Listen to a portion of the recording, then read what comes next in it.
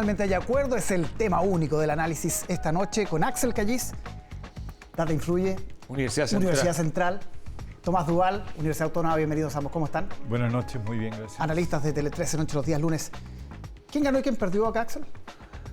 ¿Quién ganó y quién perdió? Yo diría que perdieron los extremos, que esperaban que esto no saliera, los que no querían una nueva constitución y los que no les gustaba y habían estado mucho más en el mundo, esta palabra antigua que ya empieza a quedar en el pasado, que se llama octubrismo. Y bueno, hasta el minuto hay un conglomerado de partidos, como imagino que ustedes lo han venido analizando hoy día en Telenoche. Así que acá lo que hay que tratar de dilucidar son todas las dudas que se presentan, dudas que parten en enero, dudas en el ámbito del calendario electoral, del cómo se eligen los expertos, que, las mismas tres preguntas siguen vigentes. ¿Qué es lo que es un experto? Claro. ¿Cómo se eligen? Yo todavía tengo dudas con respecto a la elegibilidad dentro de la Cámara y del Senado por el tema de los independientes. Cómo van a ser las campañas en general y si esto va a calzar durante el año 2023 con todo el calendario que hay, porque tienen poco tiempo para legislar. Entonces, yo diría que haciendo un análisis hay temas que son logísticos, temas que son legales, temas que son más políticos, y que esto, de acuerdo a algunos extremos, van a presentarlo como algo absolutamente precocinado, y hay unos que van a decir que es una convención de 100% electos. O sea, ya se han escuchado voces desde la derecha que cómo Chile Vamos aceptó una convención 100% electa. Sí, Marcela Cubillo entre ellas, a través de Twitter. ¿Cuál es tu lectura, Tomás? ¿Quién ganó, quién perdió, quién queda debajo de la mesa? Yo coincido que son los extremos los que quedan fuera. El Partido Republicano ya lo dijo de todas maneras con sus letras. Y yo creo que también parte de ese octubrismo también queda fuera de esto. Ahora, la configuración de este nuevo Consejo Constitucional, que es la tercera ya, pues estaba en la tercera vencida, digamos, pues proceso constitucional de Michelle Bachelet, convención. Sí, pero eso, el primero fue como una... Y este es el tercero, sí, digamos, ¿no? El primero fue como una, ¿cómo se llama? Un ensayo general. Un ensayo, sí. ¿Ah? Un ensayo general. Pero independiente de eso, yo creo que hay también una cuestión que este nuevo Consejo tiene un ámbito más territorial que poblacional, ¿eh? Porque es una cuestión elegido vía Senado y el Senado está dividido en territorios. Entonces aquí hay distritos o circunscripciones donde van a elegir dos, si fueran binominales. ¿Son binominales? Tres, claro, y después tenemos de 5. Entonces, la verdad es que es una cuestión territorial más que poblacional. Y eso es interesante en esta elección, digamos. Sí. Y lo que está por verse los cupos de los pueblos originarios. Vamos a ver cuál es el porcentaje que se exige para eso. Sí, hablemos de eso. Sí, es parte de la incógnita. No, pero sí. para mí es súper sencillo porque se dice que son supranumerarios, es decir, que se establecen que van fuera de los 50. Se agregan. Se agregan a los 50. Entonces, muy sencillo. Ellos tienen un padrón APP de 1.300.000. Cuando se eligieron los constituyentes, la votación estuvo en torno a los 287. Entonces la pregunta es, ¿cuál es el cociente? Perdone que le meta esta palabra a esta altura de la noche. No, pero está bien. ¿Cuál es el cociente de esos 287? La cifra repartidora. Claro, que va a calzar con llamémosle, la fracción de participación que tiene el resto de los constituyentes. ¿Por qué? Porque estamos hablando de que puede haber algún elemento distorsionador, que es que el voto es obligatorio. Entonces, la pregunta que yo me hago, y que tal vez nos han hecho los que están negociando, es: el que es de pueblo originario, de ese 1.300.000, va a ir a votar. Va a ir a votar por lo menos 1 millón. Entonces, le va a aumentar el proporcional con respecto a mayo, pero al mismo tiempo, perdón que hable estas cosas a esta altura de la noche, pero en realidad, dependiendo cuál sea la participación, podrían tener un cociente favorable. Es decir, en vez de elegir 1 o 2, podrían elegir 4. Y 4 de 50 se notan. Claro, y no hay un tope ahí, ¿no? Porque va a depender de cuál va a ser el cociente que van a aplicar con respecto a la tasa de participación de llamémosle, los 50. De los 50, aparte de los pueblos originarios. Ahí está la diferencia que está. Sí. Ahora, si es total del padrón, va a ser bastante relativo. Yo creo que hay un peso más o menos. Claro, porque si votan 10 millones, 11 millones, y vota 1 millón por fuera. Por eso yo te decía que en el 2021 votaron 6,5 millones, y de pueblo originario votaron 267.000. Entonces, estamos hablando menos de un 4%, claro, una cosa así. de la cifra. Pero esto es un nuevo proceso, ¿eh? Sí. Desde la composición del Consejo hasta los expertos y comisiones mixtas. O sea, también vamos a tener una comisión mixta que quizás va a resolver a lo mejor más que el propio Consejo Constitucional, porque ahí se van a ver las normas que van a la discusión, ¿no? Y cómo quedan los pactos. Y ahí están integrados los dos. Claro, porque y cómo quedan los pactos representados. Sí, ahí. porque ahora, en el año pasado, Republicano compitió con Chile Vamos. Exacto.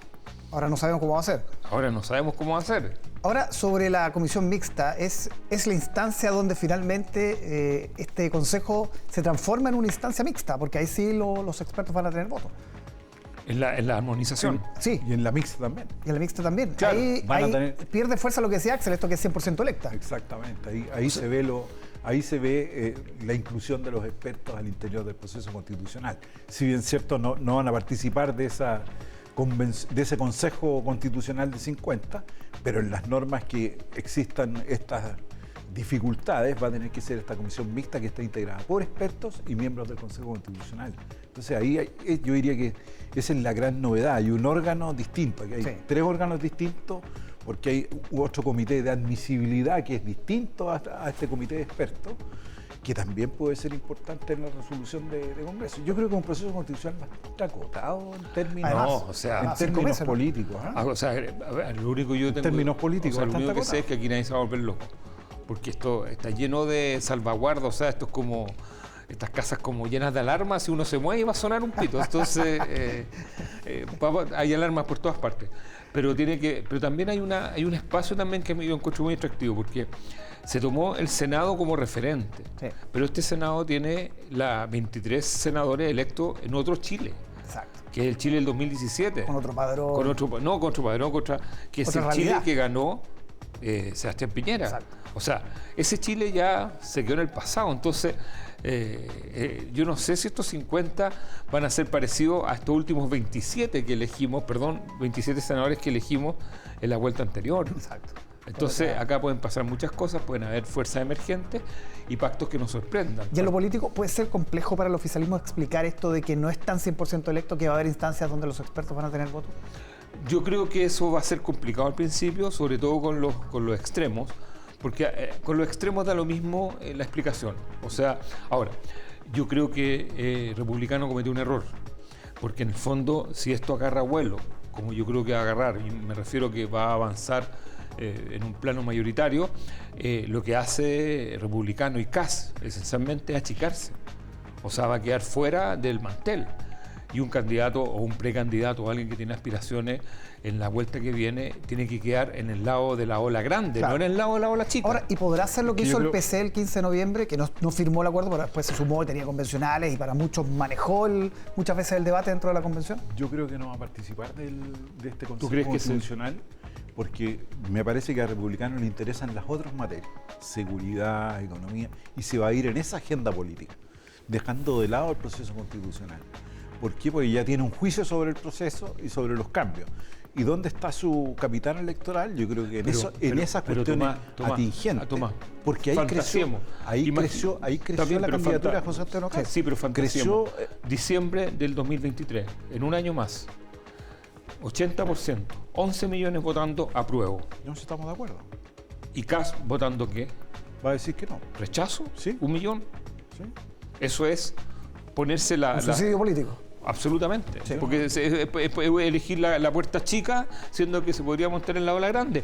Se puede montar pasivamente. Ahora, yo no tengo ninguna duda que, como siempre sucede, la izquierda, el octubrismo, va a mirar esto, va a patalear, pero... va a tener candidatos. Pero obviamente, claro, va a tener candidatos, va a tener su lista. Ahora, la pregunta que tenemos que hacernos es, a pro de dignidad, ¿con quién va a pactar? ¿Con el socialismo democrático? ¿O va a ir por la libre? O con esta izquierda extra gobierno. La otra duda es respecto a si finalmente hoy día hubo más sobriedad, diría yo, que para el acuerdo del 15 de noviembre, no hubo brazos levantados ni nada de eso. No se está quemando Chile. Es verdad, es otro contexto, pero la primera sensación, el primer sabor es que esto es más transversal, de alguna manera. ¿Tú compartes eso, Tomás?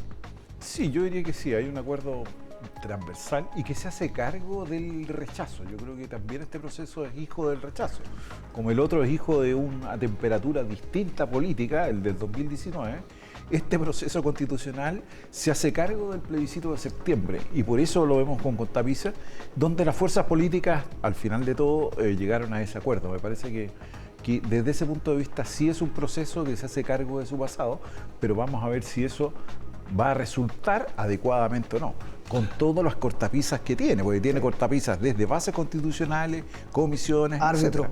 Hay que sacar bien las cuentas, porque vamos a tener un consejo de expertos de entrada, miti. En enero.